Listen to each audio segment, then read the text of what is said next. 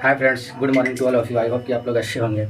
तो आज हम लोग स्टार्ट करते हैं वर्ल्ड मैप। क्या स्टार्ट करते हैं? वर्ल्ड मैप मतलब जितना महादेश है हमारा, जो है कि मुख्य जो महादेशों की संख्या 7 गो है। कितना है? 7 महादेश हैं। 7 महादेश, जैसे सबसे बड़ा एशिया महादेश, इसके बाद अफ्रीका महादेश, फिर उत्तरी अमेरिका महादेश, उत्तरी अमेरिका के बाद दक्षिणी अमेरिका, फिर हो जाएगा अंटार्कटिका, हो जाएगा यूरोप, हो जाएगा इसके बाद ऑस्ट्रेलिया हो जाएगा। सातों महादेश के बारी बारी से पढ़ने का प्रयास करेंगे। कौन क्या है, कहाँ क्या है, उसके बारे में, पर्वत, पठार, झील, नदी, सब के बारे में पढ़ने का प्रयास करेंगे। भारत का तो सारा चीज़ पढ़ के हम लोग खत्म किए, लेकिन अब हम लोग चलते हैं एशिया के बारे में स्टार्ट करते हैं। क्या स्टार्ट करते हैं? एशिया महादेश के बारे में स्टार्ट करते हैं कि एशिया महादेश में पर्वत कौन सा है, पठार कौन सा है, झील कौन सा है, नदी कौन सा है, किस लिए प्रसिद्ध है, कितने देश है। मतलब एशिया के बारे में हम लोग क्विक रिवीजन करेंगे ताकि हम लोग का क्वेश्चन पकड़ा सके। ठीक है, तो आइए हम लोग एशिया के बारे में पढ़ते हैं। तो एशिया महादेश जो है, एशिया महादेश कितने देशों से मिलकर बना हुआ है? तो 48 महादेश से मिलकर बना हुआ है। कितने महादेश से बना हुआ है? 48 महादेश से मिलकर बना हुआ है। यानी कि आपको पता होगा कि छोटे छोटे देश मिलाकर एक बड़ा महादेश का निर्माण करता है, जो कि हमारा एशिया है। छोटे छोटे कितने देशों से मिलकर बना हुआ है? तो 48 देशों के मिलने से बना है। ठीक है, देखिए थोड़ा सा हम लोग देखते हैं कि एशिया महादेश में पहले इसका देख लेते हैं, सबसे बड़ा सबसे छोटा देश कौन कौन सा है। फिर इसके बारे में थोड़ा सा जो है कि शॉर्ट में देख लेते हैं, फिर विस्तार से हम लोग पढ़ेंगे। जैसे एशिया महादेश के सबसे बड़ा देश कौन सा हो जाएगा? एशिया महादेश में सबसे बड़ा देश रूस हो जाएगा। कौन हो जाएगा? रूस हो जाएगा। ठीक है, तो सबसे बड़ा रूस हो जाएगा। तो सबसे छोटा कौन हो जाएगा? तो सबसे छोटा मालदीव हो जाएगा। कौन हो जाएगा? मालदीव हो जाएगा। सारा पढ़ेंगे, रिलेटिव करके पढ़ेंगे। इसको अभी थोड़ा सा लिख लिया, फिर विस्तार से हम लोग पढ़ने का प्रयास करेंगे। यानी कि सबसे बड़ा देश हो जाएगा रूस और सबसे छोटा देश हो जाएगा मालदीव। तो अब बताइएगा कि रूस की राजधानी कहाँ है? तो कभी कभी पूछ देता है, तो रूस की राजधानी मास्को हो जाएगा। क्या हो जाएगा? रूस की राजधानी मास्को। और मालदीव की राजधानी हो जाएगा माले। क्या हो जाएगा? माले। यानी कि सबसे बड़ा देश रूस, सबसे छोटा देश मालदीव, और रूस की राजधानी मास्को, मालदीव की राजधानी माले। बताइएगा रूस के रुपया क्या होता है? मतलब उसका जो है कि सिक्का क्या होता है? तो रूबल बोला जाता है। क्या बोला जाता है? रूबल बोला जाता है। और मालदीव के बोलेगा कि क्या है? तो रूपिया होता है। ठीक है, यानी कि कभी कभी सिक्का पूछ देता है कि रूस का सिक्का क्या है, भारत का सिक्का क्या है, मालदीव का सिक्का क्या है। तो रूस का हो जाएगा रूबल और इस मालदीव का हो जाएगा रुफिया। क्या हो जाएगा? रूफिया। ठीक है, तो चलते अब हम लोग आगे थोड़ा सा। यानी कि देखिए, अब एशिया महादेश का देशांतरीय विस्तार कहाँ से कहाँ तक है। जैसे हम लोग भारत के कैसे इस तरह से पढ़ते थे, भारत है तो भारत के देशांतरीय विस्तार यहाँ से 8 डिग्री से लेकर यहाँ तक 37 डिग्री तक जाते हैं। तो उसी तरह से एशिया का भी देशांतरीय विस्तार है। क्या है? एशिया महादेश। ऐसे पहले फिगर से हम लोग पढ़ते तो ठीक रहता, लेकिन खैर फिगर आप लोग का याद होगा, माइंड में मैप को बना लीजिए एशिया का नक्शा कैसे है। और बताइएगा कि एशिया का देशांतरीय विस्तार कितना है, मतलब यहाँ से लेकर यहाँ तक कितना है। तो एशिया महादेश के देशांतरीय विस्तार 26 degree 4 minute east, 26 degree 4 minute east से लेके 169 डिग्री 40 मिनट वेस्ट की ओर है। कितना से कितना डिग्री है? तो 26 डिग्री 4 मिनट से लेके 169 डिग्री 40 मिनट वेस्ट की ओर है ना। यानी कि थोड़ा सा टफ है, लेकिन माइंड में रखिएगा, काहे कि कुछ भी पूछ सकता है। जैसे भारत के सब कोई जानता है, ठीक है, लेकिन एशिया महादेश का कोई नहीं जानता। तो एशिया महादेश का देशांतरीय विस्तार 26 डिग्री 4 मिनट से लेकर 169 डिग्री 40 मिनट, ठीक है, वेस्ट की ओर। अब देखिए इसका अक्षांशीय विस्तार, एशिया का अक्षांशीय विस्तार कितना होता है? तो 67 degree 43 minute north, 67 degree 43 minute north, कितना नॉर्थ, और से लेकर 1 डिग्री 16 मिनट नॉर्थ की ओर ना, 1 डिग्री 16 मिनट नॉर्थ की ओर है। यानी कि थोड़ा सा इसको 2 बार 3 बार बोलिएगा तो याद हो जाएगा। चाहे माइंड में रख लीजिए कि 26 डिग्री 4 मिनट से लेके 169 डिग्री 40 मिनट। और अक्षांशीय विस्तार पूछेगा तो 77 से लेके 1 डिग्री 16 मिनट नॉर्थ की ओर। ठीक है, तो आई होप कि आप लोग के समझ में आया होगा। चलिए और हम लोग विस्तार से पढ़ेंगे, थोड़ा सा अभी क्विक में देख लेते हैं क्या क्या पढ़ना है, एशिया में क्या क्या पढ़ना है, उसके बारे में बड़ा छोटा देख लेते हैं, फिर हम लोग यहाँ चलेंगे तो विस्तार से चलेंगे। अब देखिए एशिया में मरुस्थल कौन कौन सा है, एशिया महादेश में कैसा कैसा मरुस्थल है। पूछता है कि थार मरुस्थल कहाँ है, एशिया का सबसे बड़ा मरुस्थल कौन सा है। तो मरुस्थल के बारे में हम लोग विस्तार से पढ़ेंगे, लेकिन अभी देख लेते हैं कि एशिया में मरुस्थल कौन कौन है। तो अरेबिया मरुस्थल है, अरेबिया, सीरिया, गोबी, थार, 4 मरुस्थल जो है कि एशिया में। सबसे बड़ा पूछेगा कि एशिया महादेश के सबसे बड़ा मरुस्थल कौन है, तो थार मरुस्थल, जो कि आपको कहाँ पड़ता है, तो राजस्थान में पड़ता है। फिर गोबी मरुस्थल कहाँ पड़ता है, तो मंगोलिया में पड़ता है। इसको विस्तार से पढ़ेंगे, लेकिन अभी हम लोग देख लेते हैं कि एशिया महादेश में कितने मरुस्थल है। तो 4 मरुस्थल है। कितने मरुस्थल है? 4 मरुस्थल। कौन कौन? अरेबिया, सीरिया, गोबी, थार। अरेबिया, सीरिया, गोबी, थार, 4 मरुस्थल है। चारों के बारे में देखेंगे। अब देखिए एशिया महादेश में प्रमुख पर्वत एशिया महादेश में प्रमुख पर्वत, इस सब के बारे में अभी डिटेल से हम लोग देखेंगे। तो हम लोग बताते हैं कि एशिया में सबसे जो प्रमुख पर्वत है वो कौन कौन सा है। तो सबसे ज़्यादा हम लोग जानते हैं हिमालय, तो जानबे करते हैं हिमालय है जो कि हमारा भारत से लेकर फैला हुआ है, कहाँ थी यहाँ तक म्यांमार तक, इसके बारे में पढ़ेंगे। फिर हिंदू कुश जो कि भारत के जैसे ऊपरे है, सुलेमान पर्वत है वहाँ पर हिंदू कुश पर्वत है भारत के जैसे ऊपरे। फिर कुलुनसान टिएनशान, ये सब जो है कि आपको यहाँ चाइना में है, चीन में है, ठीक है। इसके बारे में भी पढ़ेंगे। हिंदू कुश, देखिए पहले खाली पर्वत के नाम याद करिए। एशिया महादेश के पर्वत कौन सा? हिमालय, हिंदू कुश, कुलुनसान, टिएनशान, अल्ताई, तोरस। फिर से बोले हिमालय, कुलुनसान, तुलुनसान, टिएनशान, कहाँ है? तो एशिया के प्रमुख पर्वत है, इसके बारे में पढ़ेंगे। जैसे देखिए पर्वत हेडिंग डाले हैं तो इन्हें पढ़ेंगे, ठीक है। अब आते हैं एशिया महादेश के प्रमुख झील। क्या? एशिया महादेश के प्रमुख झील। तब झील कौन कौन सा है? तो कैस्पियन सागर है, देखिए बहुत पूछता है। कैस्पियन सागर, अरल सी, बलखांस, बैकाल, मानसरोवर। मानसरोवर तो सब जानते हैं, बैकाल चीन में जो कि सबसे गहरा झील है। अरल सी और अरल सी थी पास है, अरल सी एक और कौन सी तो है जो कि दोनों निकलता है, बलखांस। कैस्पियन सागर भी जानते हैं। तो इस सब के बारे में हम लोग अभी झील के बारे में पढ़ेंगे, ठीक है। तो यहाँ से खाली इतना याद रखिए कि एशिया महादेश में कौन कौन सा झील है। तो कैस्पियन महासागर कहाँ है? तो एशिया में है। अरल सी कहाँ है? तो एशिया में है। बलखांस कहाँ है? एशिया में। बैकाल कहाँ है? एशिया के चाइना चीन में है। मानसरोवर भारत तिब्बत में है। चलिए आगे देखते हैं हम लोग कि भारत के सबसे गर्म स्थल, भी बहुत क्वेश्चन पूछता है। भारत के एशिया महादेश के सबसे गर्म स्थल कौन सा है? एशिया महादेश के सबसे गर्म स्थल जो है, सबसे गर्म स्थल तीरथ जीवी है। क्या है? तीरथ जीवी है। एशिया महादेश के सबसे गर्म स्थल तीरथ जीवी है, जो कहाँ पड़ता है? इजराइल में पड़ता है। कहाँ पड़ता है? इजराइल में पड़ता है। बताइए अभी हम लोग का टेम्परेचर जो है कि 38 है, 38, 39 या 38, 9 या 40 तक जाता है तो हम लोग का हालत खराब हो जाता है। और ये बताइए कि 53.9 डिग्री सेल्सियस वहाँ पर तापमान है। कहाँ? इजराइल में। तो वहाँ के लोग कैसे रह रहे होंगे? यानी कि सबसे गर्म स्थल कहाँ है? तो इजराइल। बोलिए सबसे गर्म स्थल कहाँ है? तो इजराइल में है। कितना डिग्री है? 53.9 डिग्री, यानी कि 53 बोलिए, ठीक है। और एक और है गर्म स्थल जो कि आपको पाकिस्तान में पड़ता है। ये तो एकदम काफ़ी पूछता है, इसके बारे में तो काफ़ी पूछा भी क्वेश्चन है। ये वाला नहीं पूछा है, तीरथ जीवी। लेकिन देखिए याद रखिएगा कि सबसे ज़्यादा अब हो गया इजराइल। पहले था पाकिस्तान में जैकोबाबाद, कौन सा? जैकोबाबाद सबसे गर्म स्थान था, लेकिन अब हो गया है इजराइल वाला तीरथ जीवी ना, इजराइल वाला, ठीक है। पहले था पाकिस्तान वाला। दोनों 1 डिग्री का अगर फर्क है, लेकिन हम लोग याद करेंगे सबसे जो है कि सबसे जो सबसे गर्म स्थल कौन सा है? तो इजराइल वाला है। फिर नहीं इजराइल रहेगा तो पाकिस्तान जैकोबाबाद, ठीक है। आई होप कि आप लोग समझ पा रहे होंगे। तो आगे चलते हैं। सबसे ठंडा स्थल, देखिए बहुत पूछा है क्वेश्चन। सबसे ठंडा स्थल जो पूछा था बर्फोयांश पूछा था, सबसे ज्यादा पूछा था, ये क्वेश्चन पूछता है। बर्फोयांश सबसे ठंडा प्रदेश है, लेकिन अब क्या हो गया है? तो ओमायाकोन हो गया, ओमायाकोन हो गया है, ठीक है।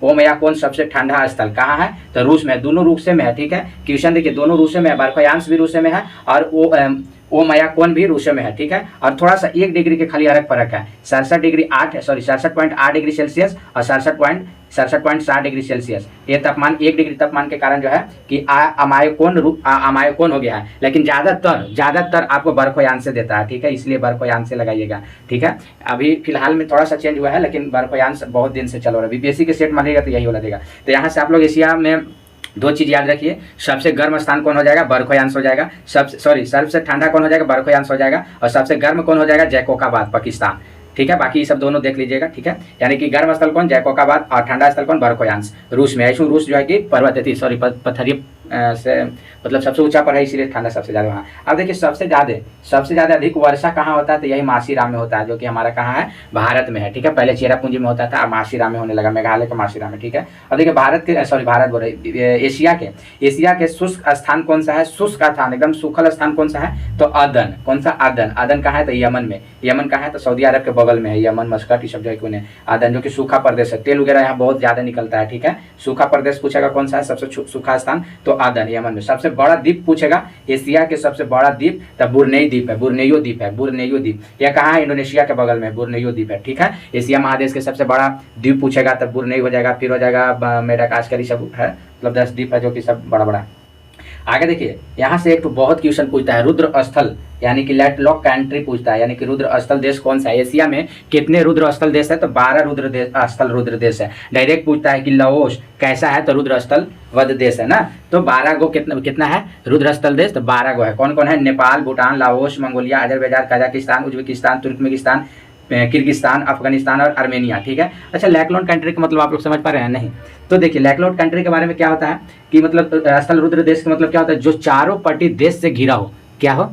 जो चारों पट्टी देश से घिरा हो, उसी को क्या बोलते हैं? जैसे मान लेते हैं देखिए नेपाल, तो नेपाल में बताइए कि ये नेपाल है, बिहार से है, चीन से, नेथी से, नेथी से, इधर जो है कि जल उल है नहीं ना है, यह स्थल से गिरा हुआ है, इसी को लैंडलॉक कंट्री बोलते हैं, रुद्र स्थल देश बोलते हैं। तो आई होप कि आप लोग समझ पा रहे होंगे। तो देखिए अब आगे हम लोग चलते हैं, यहाँ तक तो हम लोग मोटा मोटी देख लिए कि क्या क्या हम लोग एशिया में पढ़ना है। अब इसको विस्तार से हम लोग पढ़ेंगे जो क्वेश्चन एग्जाम में पूछता है। जैसे पर्वत से पूछता है कि कौन पर्वत कहाँ है और कैसे है ना, पर्वत के बारे में हम लोग देखने का प्रयास करेंगे, ठीक है। तो पर्वत देखिए, सबसे बड़ा पर्वत और प्रसिद्ध पर्वत कौन सा है? हिमालय। कौन सा है? हिमालय। तो हिमालय के बारे में हम लोग थोड़ा सा पढ़ने का प्रयास करते हैं, जो कि भारत के जस्ट ऊपर है। इसका निर्माण कैसे हुआ है, जो कि अब सारी प्लेटों के टूटने के कारण जो है कि अभी सारी प्लेटों के टूटने के कारण इनका निर्माण हुआ है हिमालय के। हिमालय जो है कि 2400 किलोमीटर में फैला हुआ है। कितना किलोमीटर में? 2400 किलोमीटर में फैला हुआ है, ठीक है। और हिमालय एक ऐसा पर्वत है, इसको नवीन वलित पर्वत भी बोलते हैं। नवीन मतलब नया, जो कि फिलहाल मतलब ये मैथी उठा हुआ है, ठीक है। अच्छा, इसका विस्तार बताइएगा, हिमालय का विस्तार कहाँ है, कितना दूर में है? तो भारत में है, नेपाल में है, भूटान में है, चीन में है, ठीक है। हिमालय हम लोग पढ़ेंगे भारत में तो और विस्तार से पढ़ेंगे, लेकिन अभी थोड़ा सा देख लेते हैं कि 2400 किलोमीटर में यह फैला हुआ है और भारत से लेकर नेपाल, भूटान, चीन तक फैला हुआ है। हिमालय की सबसे ऊंची चोटी जो है कि केटू के बोला जाता है। हिमालय की सबसे ऊंची चोटी केटू के बोला जाता है ना। और विश्व की सबसे ऊंची चोटी माउंट एवरेस्ट को बोला जाता है, ठीक है। और थोड़ा सा गड़बड़ा गया। देखिए, विश्व की सबसे ऊंची चोटी देगा तो माउंट एवरेस्ट, विश्व की सबसे ऊंची चोटी देगा तो माउंट एवरेस्ट, और भारत की सबसे ऊंची चोटी देगा तो केटू, और हिमालय की सबसे ऊंची चोटी देगा तो कंचनजंगा, जो कि सिक्किम में है। क्या? सिक्किम में है। तो ये तीन को क्वेश्चन बहुत फंसाता है। फिर से एक बार बोल देते हैं, विश्व की सबसे ऊंची चोटी बोलेगा तो माउंट एवरेस्ट। कौन? Mount Everest. भारत की ऊंची चोटी बोलेगा तो केटू, जो कि काराकोरम में है ना, काराकोरम में है। और हिमालय की सबसे ऊंची चोटी बोलेगा तो कंचनजंगा ना, कंचनजंगा, जो कि सिक्किम में है। फिर हिमालय के पूर्वी छोर पर कौन सा है? तो नामचा बरुआ ना, नामचा बरुआ। ऐसे हिमालय ये सब पढ़ेंगे तो हम लोग डिक्लेयर करेंगे, भारत के भूगोल में सब आ जाएगा। हम लोग अभी विश्व का भूगोल पढ़ रहे हैं, जो कि एशिया के बारे में। तो यहाँ तक आप लोग क्लियर हो गया होगा। तो देखिए हम लोग काराकोरम, क्या? काराकोरम। अब देखिए हिमालय में ही काराकोरम है, तब सॉरी पर्वत जो है, जैसे एशिया महादेश में हिमालय हो गया तो काराकोरम भी तो पर्वत है। तो काराकोरम जो कि कहाँ कहाँ फैला हुआ है? तो भारत और चीन में फैला हुआ है, ठीक है। भारत और चीन में, यानी कि भारत में भी काराकोरम है, चीन में भी थोड़ा सा फैला हुआ है। इसका ऊंची चोटी अभी बताएं केटू हो जाएगा। क्या हो जाएगा? केटू हो जाएगा। केटू का ऊंचाई कितना है? तो 8611। क्या? 8611। और केटू क्या और किस नाम से जानते हैं? गोंडवाना स्टीन बोलते हैं, गोडविन स्टीन बोलते हैं ना। पूछता है क्वेश्चन, काराकोरम की सबसे ऊंची चोटी तो केटू, कितना ऊंचाई? 8611, ठीक है। और यह चोटी जो है ना कहाँ तक फैला हुआ है? तो पीओके क्षेत्र में फैला हुआ है, मतलब पाकिस्तान के जो अधिकृत क्षेत्र है वहाँ फैला हुआ है, ठीक है। आई होप कि इतना तक आप लोग के समझ में आया होगा। थोड़ा सा और ऐसे कर लेते, चलिए आइए अब देखते हैं काराकोरम हम लोग पढ़ लिया। अब अरावली पर्वत के बारे में देखते हैं, जो कि अरावली पर्वत बहुत अभी जिक्र में चल रहा है। यहाँ से क्वेश्चन आपको पूछेगा ही और पूछा भी है। जैसे एडीओ का भी एग्जाम हुआ, एईडीओ का एग्जाम हुआ, उसमें पूछ दिया सबसे पुराना कौन सा है? तो अरावली पर्वत है। तो अरावली अभी चर्चा में रहा, इसीलिए एग्जाम में अरावली डालेगा ही डालेगा। तो अरावली के बारे में हम लोग पढ़ लेते हैं। अरावली का विस्तार जो है किस किस राज्य में है? तो गुजरात में है, राजस्थान में है, हरियाणा में है, दिल्ली में है। यानी कि गुजरात से लेके दिल्ली तक, दिल्ली के पहाड़ी पर, रायसीन के पहाड़ी जहाँ राष्ट्रीय भवन है वहाँ तक फैला हुआ है ना। किसका? तो अरावली का। अरावली कैसा पर्वत है? तो अवशिष्ट पर्वत है। कैसा है? अवशिष्ट पर्वत है, यानी कि कटा छटा पर्वत है, जो कि लुप्त होने वाला है, ठीक है। अरावली का विस्तार बोलेगा कि लंबाई कितना है? तो 692 किलोमीटर, लगभग में मारिएगा, ये एक्यूरेट नहीं है, 692 किलोमीटर, ठीक है। अरावली पर्वतमाला की लंबाई कितना किलोमीटर में है? तो 692 किलोमीटर में फैला हुआ है, ठीक है। सबसे ज्यादा फैला, कभी पूछेगा कि सबसे ज्यादा अरावली का विस्तार किस राज्य में है? तो राजस्थान में है। कितना किलोमीटर है? तो 550 किलोमीटर है। सबसे ज्यादा किस राज्य में है? तो राजस्थान में 550, ठीक है। अरावली की सबसे ऊंची चोटी पूछेगा तो कौन सा हो जाएगा? गुरु शिखर। अरावली की सबसे ऊंची चोटी गुरु शिखर, कितना किलोमीटर है? 1722 मीटर ऊंचा है, जो कि राजस्थान के सिरोही जिला में है, सिरोही जिला में स्थित है। गुरु शिखर कहाँ है? राजस्थान के सिरोही जिला में है। कितना ऊंचाई है? 1722 है। यानी कि अरावली से देखिए दो और बोल देते हैं, दो बार देखिए। अरावली पर्वतमाला का विस्तार जो है गुजरात से लेकर दिल्ली तक है। इसका लंबाई जो है 692 किलोमीटर है। इसका चोटी गुरु शिखर है, इसका ऊंची चोटी गुरु शिखर है। अरावली से दो नदी निकलती है, एक लूनी नदी निकलती है अरावली पर्वतमाला से और जाके यहाँ कच्छ के करण में लुप्त हो जाती है। फिर एक साबरमती भी निकलती है, यहीं से शायद निकलती है। चलिए अब आते हैं हम यहाँ पर्वत के बारे में देख रहे हैं। अराकयोमा पर्वत, जो कि अराकयोमा पर्वत है, जो कि म्यांमार में फैला हुआ है। कहाँ है? म्यांमार में है, ठीक है। म्यांमार और भारत के नागालैंड के बॉर्डर बनाता है शायद अराकयोम नामा पर्वत ना, अराकयोम नामा पर्वत। यह कैसा पर्वत है? तो ये भी नवीन पर्वत है, वलित पर्वत है। नवीन और वलित पर्वत, जैसा हिमालय है उसी तरह से है। कैसा है? नवीन और वलित पर्वत है। कौन सा? अराकयोम नामा पर्वत। यह कहाँ है? तो म्यांमार में है, ठीक है। कहाँ स्थित है? तो म्यांमार में स्थित है। इसकी सबसे ऊंची चोटी कौन है? विक्टोरिया। खाली आप लोग याद रखिएगा कि कहाँ है, उसकी ऊंची चोटी क्या है, बस इतना से ज़्यादा नहीं पूछेगा। यानी कि अराकियोमा कहाँ है, तो अराकियोमा म्यांमार में, इसका ऊंची चोटी कौन सा है, तो विक्टोरिया है, विक्टोरिया ना, विक्टोरिया। और देखिए अराकियोमा पर ही जैव विविधता जो है ना बहुत घनी है, मतलब जैव विविधता देखने के लिए मतलब बहुत अच्छा वहाँ पर पूरा विस्तार है, कहाँ, अराकियोमा पर्वत पर। और इसे जो है ना कि विश्व में 36वां हॉटस्पॉट में शामिल भी किया गया है। जैसे अभी हॉटस्पॉट की संख्या कितना है, तो 36 हॉटस्पॉट की संख्या हो गया, पूरा एशिया भर में 36 हॉटस्पॉट की संख्या हो गया है, जो कि 36वां कौन बना है, तो अराकियोमा। पूछ भी सकता है कि 36वां हॉटस्पॉट कौन सा है, तो अराकियोमा हो जाएगा। कौन हो जाएगा, अराकियोमा हो जाएगा, अराकियोमा हो जाएगा। और भारत में हॉटस्पॉट की संख्या कितना है, तो 4 है। भारत में कितना है, 4 है। हॉटस्पॉट के मतलब आप जानते हैं, जिसे मतलब जल पक्षी, छोड़िए हटाइए। अराकियोमा पर्वत इरावदी नदी के किनारे स्थित है। यह पर्वत जो है, यहाँ से इरावदी नदी गुजरती है। इरावदी नदी को म्यांमार के गंगा कहा जाता है, म्यांमार के गंगा कहा जाता है, ठीक है। म्यांमार में सबसे लंबी नदी कौन सा है, इरावदी नदी, ठीक है। आई होप कि आप लोग 3 पर्वत के बारे में पढ़ लिए, हिमालय, काराकोरम, अरावली और अराकियोमा। 4 पर्वत के बारे में पढ़ लिए, चारों कन्फर्म याद हो गया। तो बताइएगा एशिया महादेश में पर्वत कौन कौन सा, हिमालय, काराकोरम, अरावली, अराकियोमा। तो हिमालय में हम लोग पढ़ लिए हिमालय का विस्तार भारत, नेपाल, भूटान, चीन। काराकोरम का विस्तार भारत, चीन। अरावली का विस्तार गुजरात, राजस्थान, हरियाणा, दिल्ली तक, ठीक है। अराकियोमा जो है आपको नागालैंड और म्यांमार के बॉर्डर से गुजरता है, ठीक है। इतना आप लोग का याद हो गया होगा। तो चलिए आते हैं अब थोड़ा सा अंदर में, कहाँ, अंदर में। ये सब तो पर्वत सबको जानता है, ठीक है। अब आते हैं थोड़ा सा अंदर, जैसे एलब्रुज पर्वत। यह एलब्रुज पर्वत कहाँ है, तो ईरान के उत्तर में स्थित है। कहाँ है, ईरान में। एलब्रुज पर्वत कहाँ है, तो ईरान में है। बस खाली याद रखना है कि एलब्रुज पर्वत कहाँ है, तो ईरान में। इसका ऊंची चोटी कौन सा है, तो इसका ऊंची चोटी जो है माउंट दामाबाद है, माउंट दामाबाद, इतना ही याद करना है।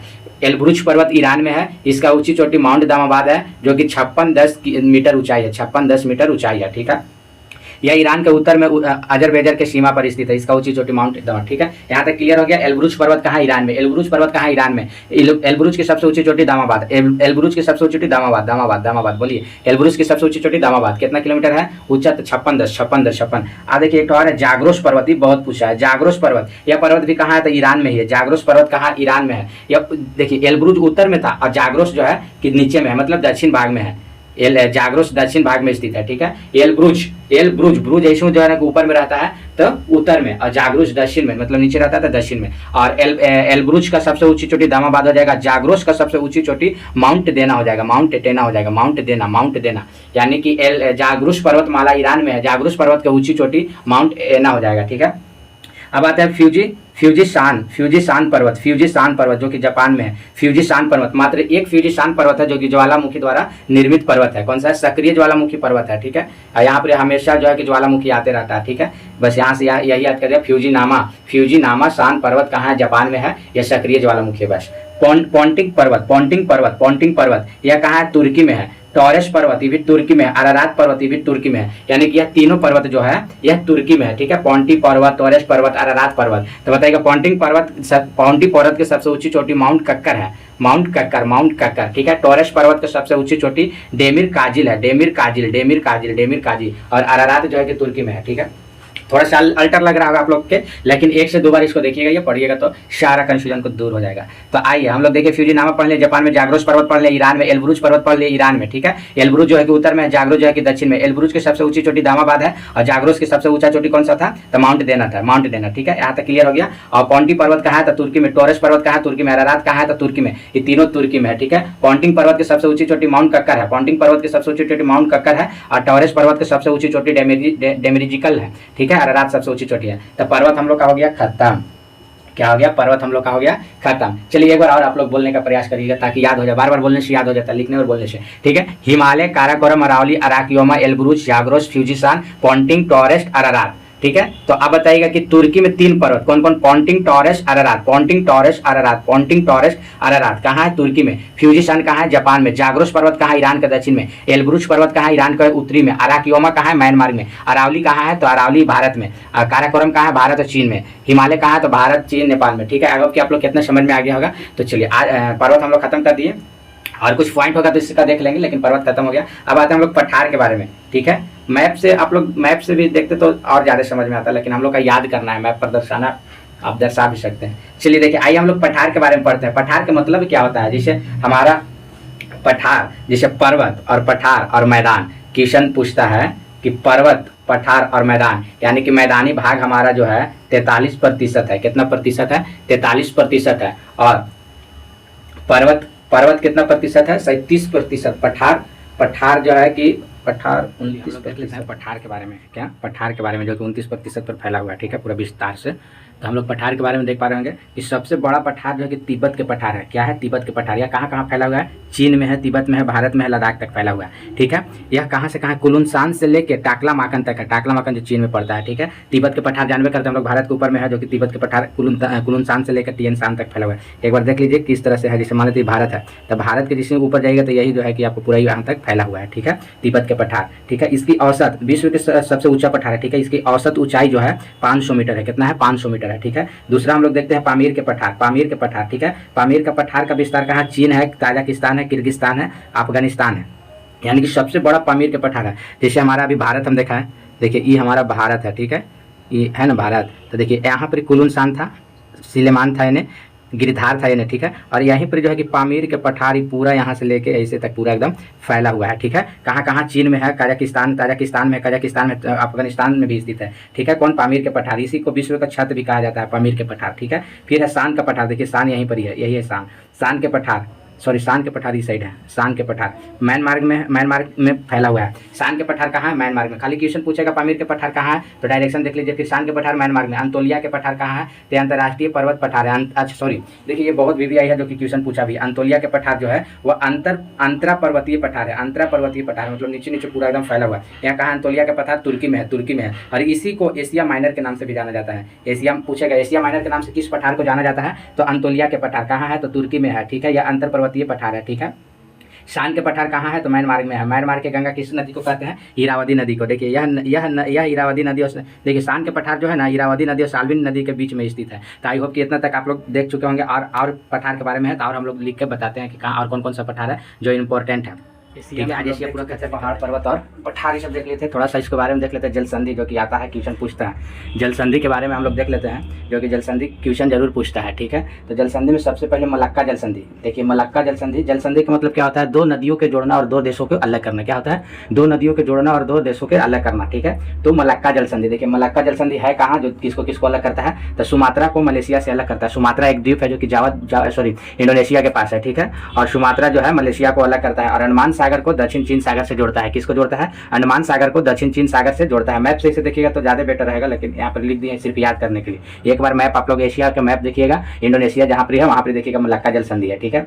दूसरा देखिए बास्पोरस जल संधि। क्या है? जल संधि नहीं लिखे हैं, बास्पोरस जल संधि। बास्पोरस जल संधि किसको किसको जोड़ती है? तो काला सागर को मरमरा सागर से, काला सागर को मरमरा सागर से। ब्लैक सी जिसे हम लोग बोलते हैं, तो ब्लैक सी को मरमरा सागर से जोड़ता है। मरमरा सागर भी आ सकता है, चाहे बड़ा में देता है तो भूमध्य सागर भी आ सकता है। इसलिए बास्पोरस जल संधि किसको किसको? काला सागर, ब्लैक सी को मरमरा सागर से। एक तो बाबल मंडेल है। क्या है? बाबल मंडेल, ठीक है। एक किसको जोड़ता है? रेड सी, यानी कि लाल सी को अदन के खाड़ी से जोड़ता है। बाबल मंदेव जो है लाल सागर को अदन के खाड़ी से जोड़ता है, लाल सागर को अदन के खाड़ी से। एक तो हार्मुज जल संधि है जो कि अभी बहुत चर्चा में रहा, जो गैस पेट्रोल वहां से आता है। तो हार्मुज जल संधि बहुत चर्चा में रहा है। इसको एक बार देखिएगा। यह फारस के खाड़ी को ओमान के खाड़ी से जोड़ता है। फारस के खाड़ी से ओमान के खाड़ी को जोड़ता है। कौन सा? हार्मुज जल संधि। इसके बाद देखिए पाक जल संधि, तो सबको जानते हैं, श्रीलंका को भारत से जोड़ता है। ताइवान फास्फोरस, यानी कि देखिए ताइवान जल संधि है, जो इसको बारमूसा कहा जाता है। यहीं पर जो कि सुभाष चंद्र बोस का मृत्यु हो गया था, विमान जो क्रॉस करके मृत्यु हो गया, यानी कि ताइवान या फार्मोसा बोलते हैं इसको। तो ये ताइवान को चीन से अलग करता है, ताइवान को चीन से अलग करता है, ठीक है। सुंडा जल संधि, देखिए सुंडा भी बहुत पूछता है, जो कि जावा के पास है। सुंडा जल संधि जो है जावा सागर को हिंद महासागर से जोड़ता है। जावा सागर को हिंद महासागर से जोड़ता है और सुमात्रा को सुंडा से अलग करता है, ठीक है, हिंद महासागर। जोहर जल संधि, देखिए जोहर जल संधि है जो कि विजयपुर है, जावा के थोड़ा सा ऊपर जाइएगा तो जोहर जल संधि है, जो कि मलेशिया को सिंगापुर से जोड़ता है। मलेशिया को सिंगापुर से अलग करता है। मलेशिया को सिंगापुर से कौन सा जल संधि अलग करता है? जोहर जल संधि। डायरेक्ट पूछ देगा क्वेश्चन कि मलेशिया को सिंगापुर से कौन अलग करता है? तो जोहर जल संधि। फिर मकसर जल संधि देखिएगा तो थोड़ा सा आगे जाइएगा, इंडोनेशिया वाला भाग में ये सब है, तो थोड़ा सा इस साइड किनारे आइएगा तो वहाँ पर बुर्नेई को सुलेवेसी से अलग करता है। बुर्नेई से सुलेवेसी से अलग करता है कौन? मकसर जल संधि। मकसर जल संधि। थोड़ा सा ऊपर जाइएगा तो लुजोन सागर है, लुजोन जल संधि है। लुजोन जल संधि जो कि आपको ताइवान को फिलीपींस से अलग करता है। फिलीपींस इस तरह से इसी से बना है देश, जो कि आपको ताइवान को फिलीपींस से अलग करता है। लुजोन जल संधि। कौन? लुजोन जल संधि, जो कि ताइवान को फिलीपींस से अलग करता है। एक तो सुसीमा जल संधि भी चर्चा में रहा है, जो जापान में है, तो जापान सागर को पूर्वी चीन सागर से जोड़ता है। जापान सागर को पूर्वी चीन सागर से जोड़ता है। थोड़ा सा हम लोग देखेंगे एशिया के कुछ महत्वपूर्ण इंपॉर्टेंट क्वेश्चन, कुछ तथ्य देख लेते हैं जितना हम लोग पढ़े हैं, और जो छोटा होगा उसको भी हम लोग देख लेंगे। तो देखिए इसका महत्वपूर्ण तथ्य जो है देख लेते हैं थोड़ा सा इसका। देखिए सबसे ज़्यादा जीवाश्म ईंधन पाया जाता है कहाँ? रूब अल खाली में। रूब अल खाली हम लोग पढ़े थे उसी में। रूब अल खाली मरुस्थल कहाँ है? तो सऊदी अरब में है। सऊदी अरब में रूब अल खाली मरुस्थल में सबसे ज़्यादा पाया जाता है जीवाश्म ईंधन। ठीक है, पहला क्लियर हो गया। एशिया के सबसे बड़ा मरुस्थल देखिए गोभी मरुस्थल है, जो कि मंगोलिया में था, हम लोग पढ़ चुके हैं। गोभी मरुस्थल पूछेगा एशिया के सबसे बड़ा मरुस्थल तो गोभी मरुस्थल। फिर पूछेगा एशिया के सबसे बड़ा रुद्र देश, देखिए रुद्र देश हम लोग पढ़े थे, जो कि 12 गो रुद्र था। रुद्र महादेश मतलब स्थलबंध महादेश, तो वही 12 गो था। जो कि सबसे बड़ा कौन सा है? काजाकिस्तान है। काजाकिस्तान कौन सा है? काजाकिस्तान की राजधानी कहाँ है? तो अस्ताना है। कहाँ है? अस्ताना है। रुपया क्या है? तो टेनगे है। टेनगे गाना सुने है ना? तो कहाँ के है? तो काजाकिस्तान के रुपया है टेनगे ना, इसका राजधानी अस्ताना है। ठीक है, सबसे बड़ा जो है कि रुद्र स्थल देश है। फिर देखिए हिंद महासागर के सबसे गहरा ग्रंथ कौन सा है? शुंडा है। कौन सा है? शुंडा है। और प्रशांत महासागर के सबसे बड़ा ग्रंथ कौन है? मेरियाना है, जो कि 11,022 कितना है? 11,022। दूसरा पूछेगा प्रशांत महासागर का दूसरा गहरा था मेडनाव 10,500 मेडनाव। ठीक है। तीसरा पूछेगा कि प्रशांत महासागर का तीसरा ग्रंथ कितना है? तो टोंगा ग्रंथ है, जो कि 9,000 है। टोंगा ग्रंथ यानी कि प्रशांत महासागर के सबसे गहरा मेरियाना, दूसरा मेडनाव, तीसरा टोंगा। ठीक है।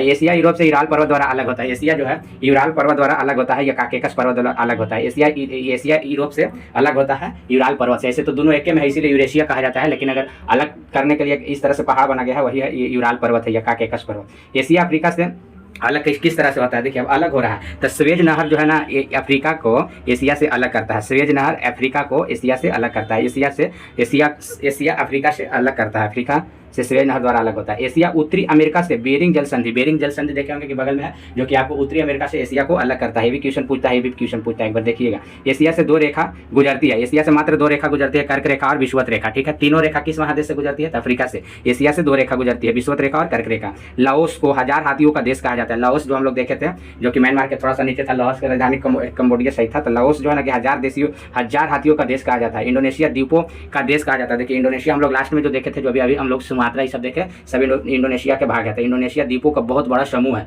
ठीक है, छोटे छोटे द्वीपों से बना हुआ है और विश्व के सबसे बड़ा मुस्लिम देश भी है। इंडोनेशिया जो है विश्व के सबसे बड़ा मुस्लिम कंट्री है, फिर भी वहाँ पर सबसे ज़्यादा लोग हिंदू देवी देवताओं को पूजा करते हैं। मुस्लिम लोग भी हिंदू देवताओं को पूजा करते हैं। आइए देखिए, विश्व के सबसे ज़्यादा सिनकोना ब्रिज कहाँ पाया जाता है? इंडोनेशिया में। सिनकोना ब्रिज से जानवे करते हैं कि कुनैन बनाया जाता है। कुनैन सिनकोना छाल से कुनैन निकाला जाता है, इससे मलेरिया की दवा बनाया जाता है। या कहाँ पाया जाता है? तो इंडोनेशिया में सबसे ज़्यादा पाया जाता है। जापान के कैनबेरा लौह इस्पात के लिए प्रसिद्ध है। जापान के कैनबेरा जो है लौह अयस्क के लिए जाना जाता है, लौह इस्पात के लिए जाना जाता है। ठीक है, ओसाका सूती वस्त्र के लिए जाना जाता है। जिससे जापान में जो है, जापान में सूती के लिए किसको जाना जाता है? ओसाका को जाना जाता है। लौह अयस्क के लिए किसको? कैनबेरा को जाना जाता है। नदियों का देश बांग्लादेश को कहते हैं। नदियों का देश बांग्लादेश को कहते हैं। वहाँ बहुत सारा नदी है, इसलिए नदियों का देश बांग्लादेश कहते हैं। राष्ट्रीय चिन्ह क्या है? वाटर लिली है। और प्यासी भूमि के नाम से किसको जाना जाता है? ऑस्ट्रेलिया के। और नदियों का देश बांग्लादेश को। ठीक है, राष्ट्रीय चिन्ह वाटर लिली।